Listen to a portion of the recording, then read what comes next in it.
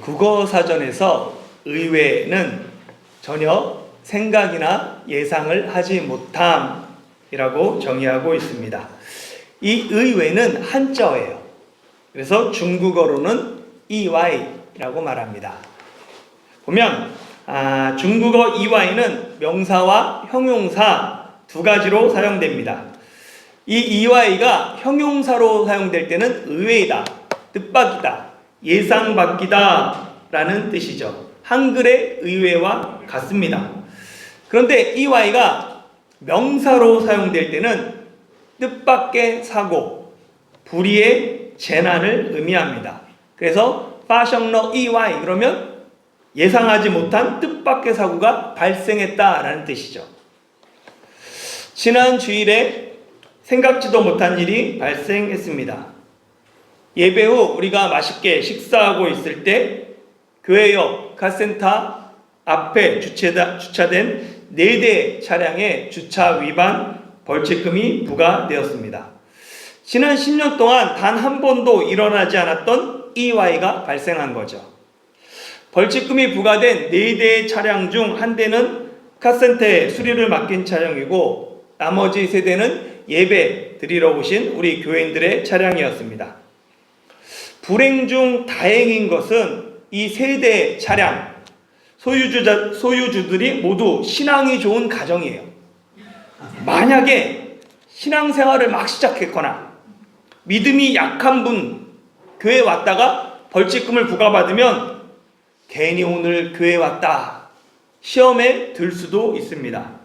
그러나 이 벌칙금이 부과된 이 3분들은 이런 일로 시험을 들 분들도 아니었기에 제 마음 가운데 비록 이런 일이 일어났지만 그나마 천만다행이다 라고 생각했어요. 역지사지라는 사자성어가 있죠. 자리를 바꿔서 생각한다 라는 의미예요.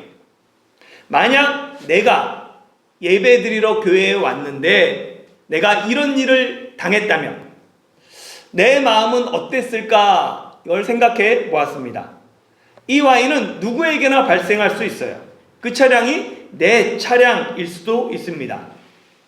과연 그때 나는 어떻게 반응할까요? 왜 내게 이런 일이 일어났을까? 오늘 참 재수가 없다 하면서 시험에 들었을까요? 아니면 하나님이 이 일을 통해서 내게 말씀하시는 것이 무엇일까? 교통사고가 나지 않은 것이 얼마나 다행인가? 더 나아가서 다른 사람이 아니라 내게 이런 일이 발생했음에 하나님 앞에 감사할 수 있을까요? 생각지도 못한 불행 앞에서 세상 사람들은 나만 아니면 돼 라고 생각합니다. 그러나 우리는 달라야 해요. 교회는 세상과 달라야 합니다. 이때부터 저의 고민이 시작되었습니다. 하나님은 신실하신 분이기 때문에 우리가 감당하지 못할 시험을 허락하지 않는다라고 말씀하세요. 또한 시험 당할 쯤에 피할 길을 내신다라고 약속하셨습니다. 그렇다면 이번 사건은 우리가 감당할 수 있기 때문에 일어난 사건이에요. 문제는 우리가 이 일을 어떻게 감당해야 하는가입니다. 하나님이 이 일을 통해 우리 교회에 가르치고자 하시는 일이 무엇일까 고민하고 기도하고 생각하게 됩니다. 타이중 한국교회는 하나님이 기뻐하시는 교회를 꿈꿉니다. 간판에도 하나님이 기뻐하시는 타이중 한국교회라고 되어 있죠. 하나님이 기뻐하시는 교회는 어려움 앞에서 각자 도생하는 교회가 아닙니다. 서로의 아픔과 약함을 함께 짊어지는 공동체입니다. 타이중한국교회는 세상의 가치관을 따르는 교회인가? 아니면 이 땅에서 하나님 나라를 드러내는 교회인가? 하나님이 기뻐하시는 교회는 과연 어떤 교회인가? 기도하는 중에 오늘 본문을 마주하게 되었습니다. 오늘 본문을 통해 하나님이 기뻐하시는 교회의 모습을 다시 한번 생각하는 시간이 되기를 소망합니다. 1절부터 4절 말씀 같이 읽겠습니다. 시작. 수일 후에 예수께서 다시 가버나움에 들어가시니 집에 계시다는 소문이 들린지라.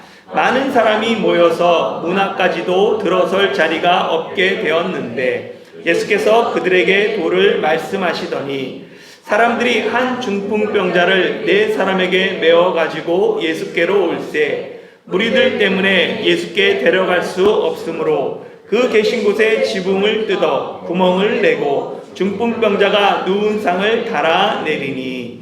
아멘. 먼저 지난 시간 내용을 복습하겠습니다. 예수님이 한 나병 환자를 깨끗하게 하시고는 그에게 삼가 아무에게도 아무 말도 하지 말라라고 엄히 경고하셨습니다. 그런데 나병 환자가 이 병을 고치고는 너무나 기뻐서 예수님이 자신을 고쳤다라는 것을 널리 전파합니다. 그 결과 예수님은 다시는 드러나게 동네에 들어가지 못하고 오직 바깥 한적한 곳에 계시게 됩니다. 이는 복음의 정수이뿐만 아니라 아이러니를 보여줍니다. 율법에 따라 사람들과 단절되어 동네 밖에 살던 나병 환자는 예수님 때문에 깨끗함을 받았어요. 그래서 이제는 동네에 들어가 삽니다. 그런데 예수님은 나병 환자 때문에 다시는 드러나게 동네에 들어가지 못하고 오직 바깥 한적한 곳에 계세요. 그러니까 예수님과 나병 환자의 자리가 바뀌게 됩니다. 이게 복음인 거예요. 사람이 하나님이 되고자 하는 것이 제 시작이었어요. 하나님처럼 되고자 하는 것이. 하나님이 사람이 되는 것이 구원의 시작입니다. 예수님은 기꺼이 나병 환자와 자리를 바꾸십니다. 하나님의 아들이 죄인의 자리에 앉고 죄인이 하나님의 자리에 앉는 것이 좋은 소식, 복음인 것입니다. 예수님이 나병 환자와 자리를 바꾼 것은 나병 환자를 불쌍히 여겼기 때문입니다. 내장이 끊어질 것 같은 애탄한 마음 때문에 내가 손해를 보면서도 기꺼이 내 자리를 내어주는 것, 그것이 사랑입니다. 예수님의 사랑 때문에 예수님이 비록 바깥 한적한 곳에 계셨지만 사람들이 사방에서 예수님께 나옵니다.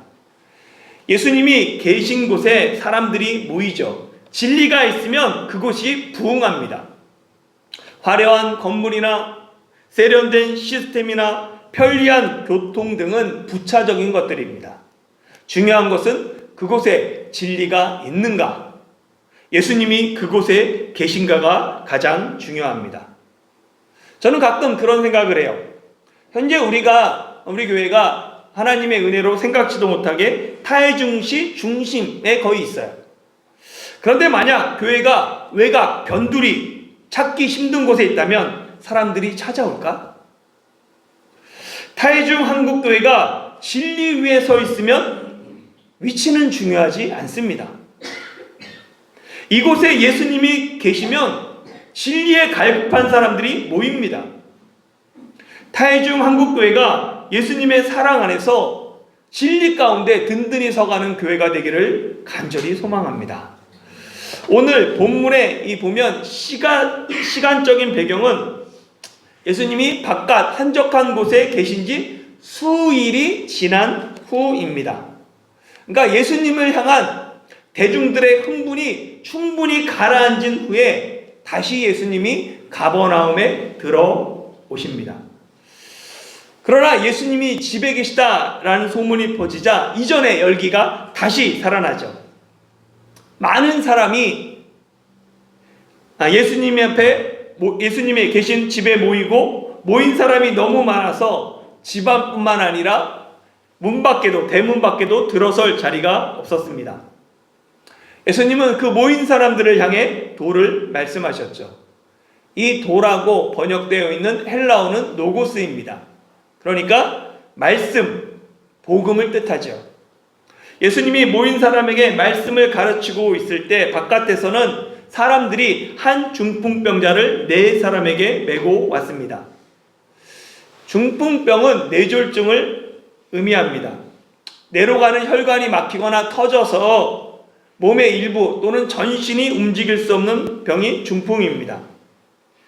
사람들이 이 중풍병을 메고 온 이야기는 마가복음뿐만 아니라 마태복음, 누가복음, 공관복음에 모두 기록되어 있어요. 그 중에 누가복음 5장 18절에 보면 중풍병자를 사람들이 심상채 메고 옵니다. 이는 중풍병자가 혼자서는 침대에서 조금도 움직일 수 없을 정도로 병이 중했음을 의미해요. 자기 침상채로 갖고 오는 거예요. 중풍병자가 예수님에 대한 소문을 들었는지 아니면 중풍병자를 메고 온 사람들이 예수님의 소문을 들었는지 분명하지는 않아요. 즉 누군가가 예수님의 소문을 들은 것, 그것이 환자 본인인지 아니면 환자의 주변 친구나 가족인지는 분명하지 않습니다.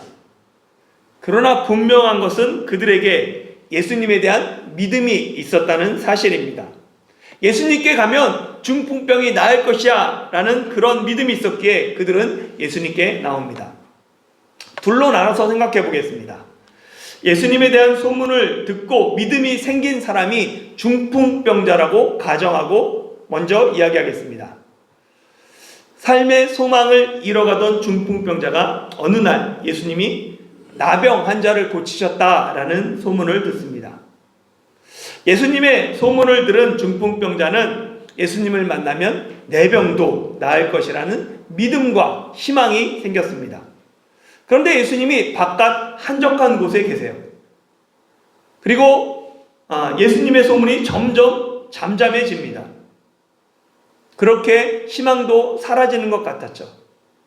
그런데 수일이 지난 어느 날 예수님이 가버나움의 집에 계시다는 소문이 다시 들립니다.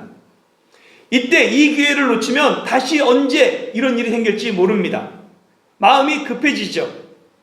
그러나 중풍병자 혼자서는 예수님께 갈 수가 없습니다. 병이 낫고자 하는 간절한 소망과 예수님께 가면 내 병이 나을 것이라는 믿음이 있지만 중풍병자는 침상에서 단 한 발짝도 움직이지 못합니다. 누군가가 중풍병자를 도와줘야 합니다. 그를 데리고 예수님께 데리고 갈 사람이 필요합니다. 그렇지 않으면 중풍병자는 평생 침상에서 벗어나지 못합니다. 그때 중풍병자를 위해 나서는 사람들이 있습니다. 그들은 중풍병자의 침상을 한 모퉁이씩 들고 주님이 계신 곳으로 갑니다. 중풍병자를 침상에 메고 예수님께 나온 사람들, 그 사람들은 어떤 사람들일까요? 그들은 다른 사람의 아픔에 공감하는 사람들입니다. 그들은 다른 사람의 필요에 민감한 사람들입니다. 그들은 중풍병자를 침상채 메고 올 정도로 헌신된 사람들입니다. 다른 사람의 아픔에 공감하고 그의 필요에 민감하고 그를 위해 기쁨으로 헌신하는 이유는 사랑 때문입니다. 사랑하는 마음이 없으면 타인의 아픔에 공감하지 못합니다. 사랑하는 마음이 없으면 눈이 있어도 다른 사람의 필요를 보지 못합니다. 다른 사람을 위해 내 재정, 시간, 노동을 기꺼이 헌신할 수 있는 이유는 그 사람을 사랑하기 때문입니다. 이번에는 시선을 바꿔서 예수님의 소문을 듣고 믿음이 생긴 사람들을 중풍병자를 메고 온 사람들로 가정해 보겠습니다. 그 사람들은 중풍병자를 사랑하고 그를 불쌍히 여겼어요. 그러나 그들에게는 병을 고칠 능력은 없습니다. 안타까움은 있지만 사랑하는 마음은 있지만 근본적으로 그 문제를 해결할 힘이 그들에게 없어요. 그러나 그들은 누가 이 문제를 해결하고 병을 고칠 수 있는지 알고 있었습니다. 그래서 중풍병자를 메고 예수님께 옵니다. 내가 병을 고칠 수는 없지만 병을 고칠 수 있는 예수님께 병자를 데려가는 것, 그것이 전도입니다. 교회의 가장 중요한 사명은 사람을 예수님께 인도하는 것입니다. 전도하기 위해서는 시간과 재정과 헌신이 필요합니다. 자기 희생 없이는 사람을 예수님께로 데리고 올 수 없습니다. 그렇다고 사람을 예수님께 데려가는 것도 순탄한 것이 아니에요.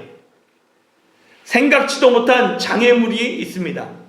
보통 사람은 장애물 앞에 포기하고 다음을 기약해요. 오늘은 사람이 너무 많다. 오늘은 날이 아닌가 보다. 다음에 오자. 그러나 중풍병자를 메고 온 사람들은 포기하지 않습니다. 그들은 지붕을 뚫고 구멍을 냅니다. 그들의 믿음은 장애물 앞에서 더욱 분명하게 드러났습니다. 만약 예수님을 만나고자 하는 그 병자가 감기 환자라면 과연 사람들이 남의 집에 지붕을 뜯고 구멍을 내면서까지 간절히 예수님을 찾았을까요? 다른 사람의 도움이 없이는 단 한 걸음도 움직일 수 없기에, 예수님이 아니면 다른 방법이 없기에, 예수님이 아니면 안 된다는 간절한 마음과 믿음이 있었기에 수단과 방법을 가리지 않고 남의 재산에 피해를 주며 내가 물어낼 생각을 갖고 주님을 찾게 됩니다. 우리의 간절한 믿음과 사랑에 예수님은 응답하십니다. 5절 말씀 같이 읽겠습니다. 시작. 예수께서 그들의 믿음을 보시고 중풍병자에게 이르시되 작은 자야 내 죄 사함을 받았느니라 하시니. 아멘. 원래 믿음은 눈에 보이는 것이 아닙니다. 그러나 진정한 믿음은 행함으로 나타나기 때문에 눈에 보이는 거죠. 중풍병자를 침상에 메고 오는 믿음, 지붕을 뚫고 구멍을 내서 중풍병자를 줄에 달아 내리는 믿음, 그 믿음을 예수님이 보셨습니다. 믿음을 보시고 예수님이 중풍병자에게 내 죄 사함을 받았다라고 선포하십니다. 어딘가 이상하지 않습니까? 사람들은 중풍병자를 예수님께 데리고 온 이유가 병을 고치기 위함이에요. 그들은 예수님을 의사로 생각하고 환자를 데리고 왔습니다. 그런데 예수님은 병을 고치는 것이 아니라 죄 사함을 선포하십니다.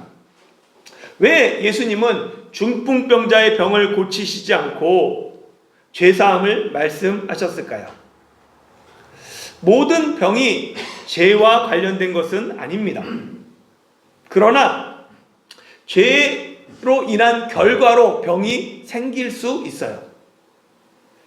요한복음 5장에서 예수님이 베데스다 못에 누워있는 38년 된 병자를 고친 이야기가 나옵니다. 예수님이 38년 된 병자를 고치고 자신이 누군지 밝히지 않고 자리를 피하여, 그리고 이후 성전에서 그를 만났을 때 이런 이야기를 하십니다. 요한복음 5장 14절 같이 읽어볼까요? 시작.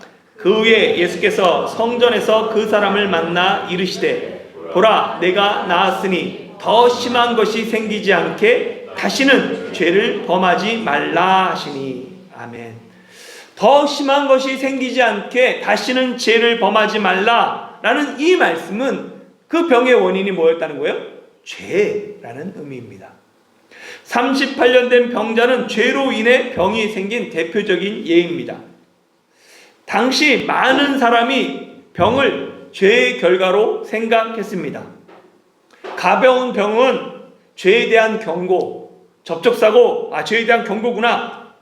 중병은 큰 죄에 대한 벌로 생각하는 게 우리들 마음에도 가끔 있잖아요.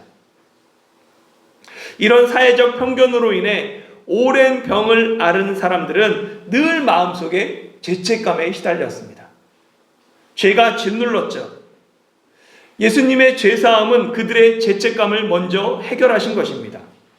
그리고 무엇보다 예수님이 죄사함을 선언하신 이유는 죄를 사하는 권세가 예수님께 있음을 알게 하기 위함입니다. 사람들은 중풍병자의 그 병을 고치는 것에 관심이 있습니다. 그러나 예수님은 죄사함에 관심이 있었습니다. 육신의 질병은 고침받아도 다시 병듭니다. 암에서 나도 다시 암에 걸려요. 결국에는 모든 사람이 죽습니다. 인간의 가장 근본적인 죄의 문제를 해결하지 않고는 구원도 있을 수 없습니다. 예수님이 중풍병자에게 죄사함을 선포하심으로 이제 문제의 초점이 예수님이 누구신가로 바뀝니다. 우리는 성경을 보면서 나의 필요를 채우는 책으로 성경을 오해해요.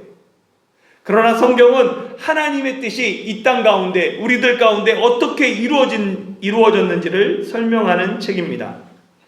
복음서를 통해 우리가 초점을 맞춰야 될 것은 예수님이 무슨 일을 하셨나 보다 예수님이 누군가 거기에 초점을 맞춰야 합니다. 내 죄사함을 받았다라는 예수님의 선언은 논쟁을 불러일으킵니다. 6절과 7절 같이 읽겠습니다. 시작.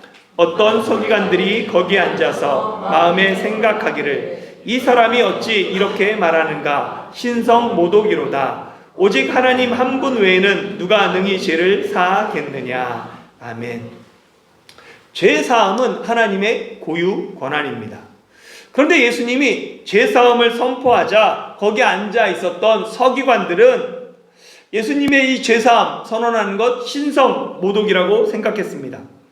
하나님만이 하실 수 있는 일을 나도 한다라고 주장하는 것, 그런 사람은 하나님의 유일성에 도전하기 때문에 이는 명백한 신성 모독입니다.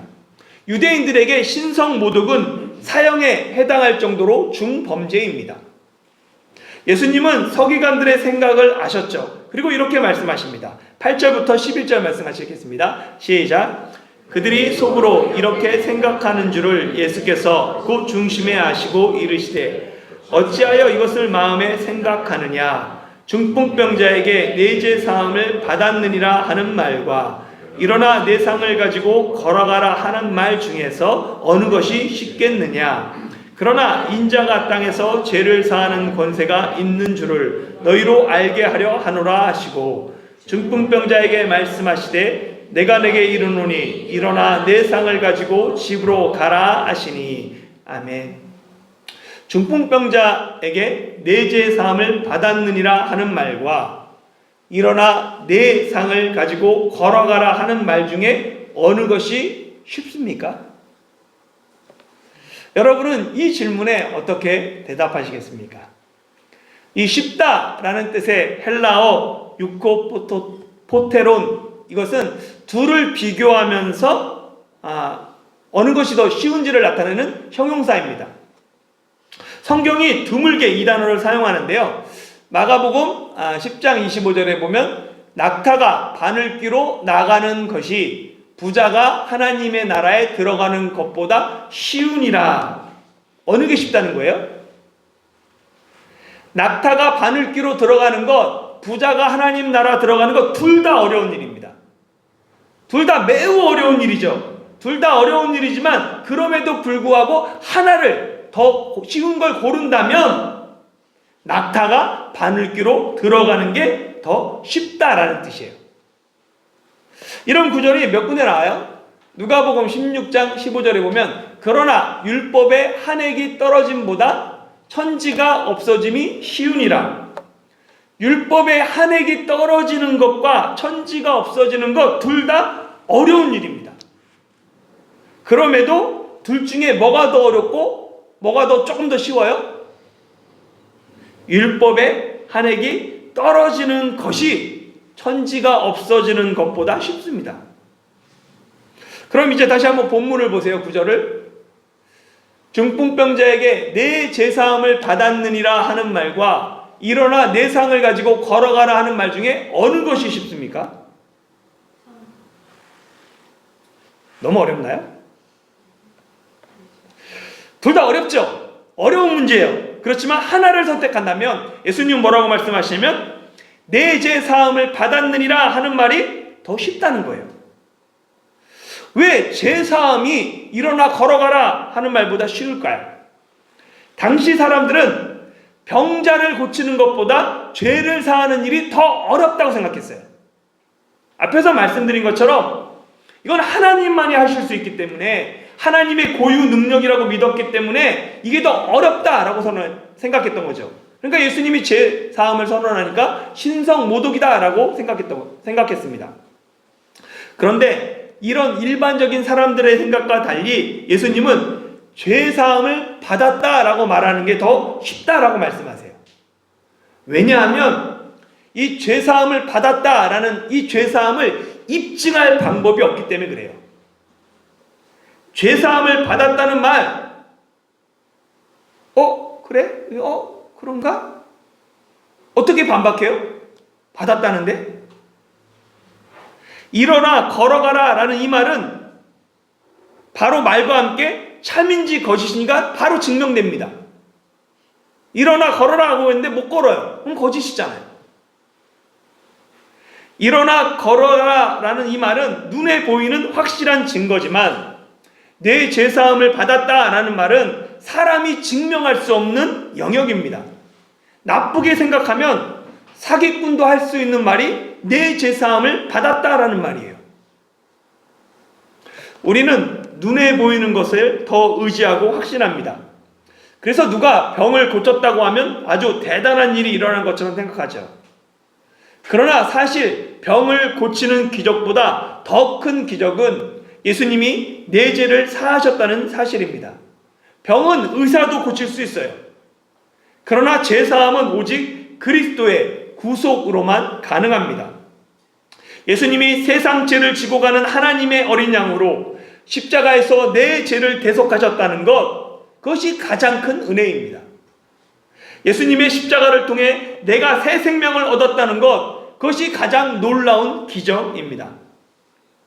예수님은 중풍병자에게 내 죄사함을 받았다라고 먼저 말씀하시고 이를 증명하기 위해 일어나 내 상을 가지고 집으로 가라라고 말씀하십니다. 병고침은 목적이 아니라 죄를 사하는 권세가 예수님께 있음을 증명하는 도구입니다. 중풍병자가 일어난 사건은 단순한 치유의 사건이 아니라 예수님이 하나님과 동등하게 죄를 사하는 권세가 있다라는 것을 증명하는 사건입니다. 그렇게 사람들은 예수님의 말씀대로 중풍병자가 일어나 상을 가지고 나가는 모습을 다 놀라며 하나님께 영광을 돌립니다. 그들은 단순히 중풍병자가 고침받은 것에 놀라는 것이 아니라, 그리고 영광을 돌리는 것이 아니라 그들의 죄사함의 권세를 가진 분이 나타났기에 우리가 이런 일을 도무지 보지 못하였다고 놀라며 하나님께 영광을 돌린 것입니다. 사랑하는 성도 여러분, 생각지도 못한 EY를 만났을 때 우리의 믿음이 드러납니다. 서두에 말씀드린 그런 생각지도 못한 일은 누구에게나 일어날 수 있는 일입니다. 그렇기에 이후 이런 일이 다시 일어났을 때 누구 한 사람이라도 마음이 상하지 않도록 이번 일을 교회 주차장에서 일어난 일이라고 보고 교회가 책임지고 문제를 해결하려고 합니다.